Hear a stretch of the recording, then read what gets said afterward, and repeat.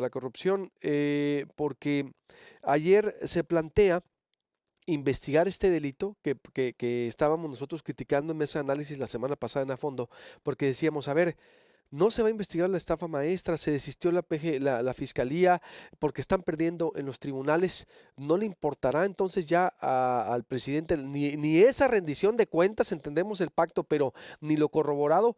Ocurre que ayer sale el fiscal general, es decir, Alejandro Gertz Manero, y confirma que, ojo, que la estafa maestra pudiera ser investigada como delincuencia organizada y posible delito de Estado. Miriam Castillo es parte del equipo que investigó esta trama de miles de millones de pesos desviados que abarcan a Sonora, en el caso Telemax, que abarcan a Hidalgo y otros estados. ¿Cómo ves esto, Miriam Castillo, o la declaración que hace el fiscal ayer? Te saludo con gusto, buenos días. Hola, ¿qué tal? Muy buenos días. Gusto en saludarte a ti y al auditorio. Am, digamos, en términos de declaración, la declaración yo creo y la intención, eh, yo la vería como una intención bastante afortunada, porque efectivamente nosotros lo que alcanzamos a documentar en la primera publicación del reportaje de la estafa maestra fue efectivamente un sistema. Nosotros habíamos notado que cuando se estaban abriendo algunas averiguaciones en torno a algunos funcionarios responsables, habíamos notado justamente que se estaban fincando cargos como si solamente un funcionario hubiese sido responsable de toda la trama completa. Entonces, efectivamente veíamos que podía haber una evasión de responsabilidades porque finalmente no era una decisión que hubiese tomado un funcionario para contratar tal o cual empresa, porque tenía un entramado mucho más amplio. En el caso de las universidades, por ejemplo, algunos rectores declaraban que quienes estaban sugiriendo las empresas que deberían participar en alguno de los contratos estaban marcadas desde las dependencias. Por parte de las dependencias culpaban a las universidades mismas que ellas habían decidido qué empresas estaban en este entramado.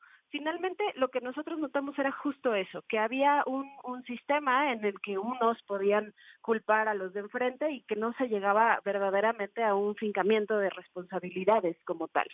Eh, Sin embargo, digamos, la reserva que yo tengo es que integrar eh, estos expedientes, llegar a la documentación, no sé qué tan viable sea debido a algunos tiempos en asuntos de prescripción. Hay contratos que se entregaron en 2013, ya estamos en 2019. El periodo de presentación de pruebas, te soy sincera, lo desconozco, pero sí creo que también en un asunto de tiempos y en un asunto eh, de la presentación de las pruebas que se han ido documentando, ya no solamente por nosotros, descubrimos también que habían participado muchos más estados de los que se habían publicado en la primera etapa, donde prácticamente todas las dependencias del país, con todas las universidades públicas de los estados, en mayor o en menor medida habían participado en este esquema. Y después también vimos que estaban involucradas ya no solo las universidades, sino algunas dependencias de comunicación social, como fue el caso en el estado de Quintana Roo y en el estado de Hidalgo. Sí creo que es, digamos, un fortalecimiento de la capacidad de fincar responsabilidades, porque efectivamente esto corresponde a un sistema, es un modus operandi que se repitió muchas veces en distintas dependencias. Creo que no solamente obedecía a una circunstancia en particular, sí vemos que había una colusión y que todo estaba conectado de alguna manera, ya fuera con las empresas, con las universidades, o que se haya, digamos, diseñado a partir de una dependencia, pero pues también tendrá que ver mucho con la integración de los expedientes. En el caso de Mexicanos contra la Corrupción, el equipo jurídico de Mexicanos contra la Corrupción lleva desde hace más de un año uno de los expedientes también, en donde hasta ahora pues la acción jurídica no ha podido definirse por completo, es un proceso muy largo y en donde se requieren muchas pruebas y en donde creo que también el problema es que también a veces las autoridades lo que buscan es cierto grado de intencionalidad que no sé qué tan posible es de comprobar y es ahí en donde este asunto de la teoría del sistema y del crimen de Estado, pues no sé si es digamos, el obstáculo más grande o el reto más grande que va a tener para poder presentarse como tal. La intencionalidad entonces es lo que pudiera debilitar exactamente, porque digo, pues más allá de la intencionalidad o no, pues está corroborado que fue sistemático, es decir, que fue toda una estructura al servicio de la desviación de millonaria de recursos. Miriam, es decir, entonces, ¿tienes tus dudas? ¿Crees que pudiera ahí a lo mejor chocar en eso? Sí, creo que es la parte, digamos, para mí, para lo que hemos alcanzado a ver y a documentar, esa es la parte, podríamos decir, débil del planteamiento, pero sí, efectivamente, como dices, era algo ya muy mecanizado. Por ejemplo, en el caso de específico de los contratos que se entregaron a Cedesol, tardaron menos de 3 meses en desviar el dinero.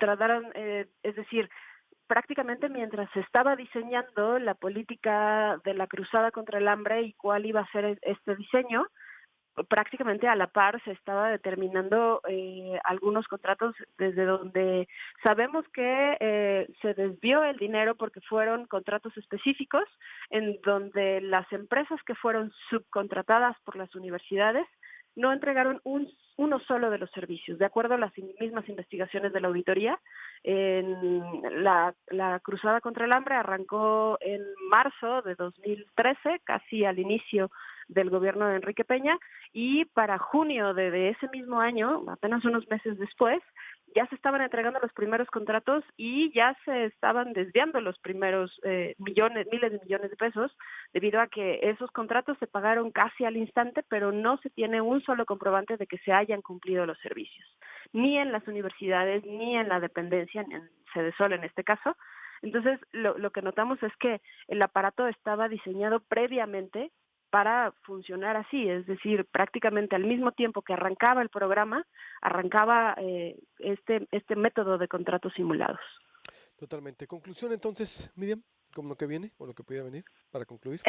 Pues ahora sí que demos el beneficio de la duda. Me parece que el cambio de estrategia es necesario debido a que pues no se estaba verdaderamente ni fincando ninguna responsabilidad a los servidores públicos, no se tenían expedientes sólidos. Entonces, por ese lado, el cambio de estrategia pues no lo veo nada mal. Sin embargo, pues aún con las reservas, ¿no? ¿Cuánto tiempo se va a tardar esto? Y efectivamente, yo creo que tendremos que esperar a que verdaderamente haya resultados de inicio, porque también yo creo que en una estrategia tan ambiciosa cualquier eslabón puede significar que todo el planteamiento, todo el sistema exima por completo a cualquiera de los funcionarios, digamos, de estatura o cualquiera de este delito tan grande por el mismo diseño que es enorme. Me parece que cualquier cosa que falle va a ser un efecto en dominó o un efecto cascada, por lo mismo que todo está fincado en que todo está conectado y todo es un sistema. Exactamente, o cualquier cosa que también atinen, creo que puede llevar a muchas cosas, ¿no? También, es decir, pero exacto, veremos, el tiempo lo dirá.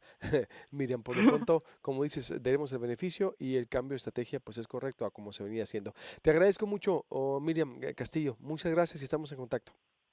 Claro que sí. Muchísimas gracias a ti. Hasta luego. Igualmente de Mexicanos contra la corrupción, porque ojo, si se le va bien el gobierno federal actual de Andrés Manuel López Obrador en investigar esta trama, que fue un desfalco al erario mexicano, a los impuestos de los mexicanos, uy, uy, uy, en verdad, se van a reparar muchos daños y se va a mandar un mensaje muy fuerte, porque fueron miles y miles de millones de pesos, donde abarca a Sonora a través de Telemax, esta red que se dio a nivel nacional de desvío de recursos para la estafa maestra. Corte y vuelvo, Roy Campos trae un estudio en internet sobre López Obrador que ya había anunciado.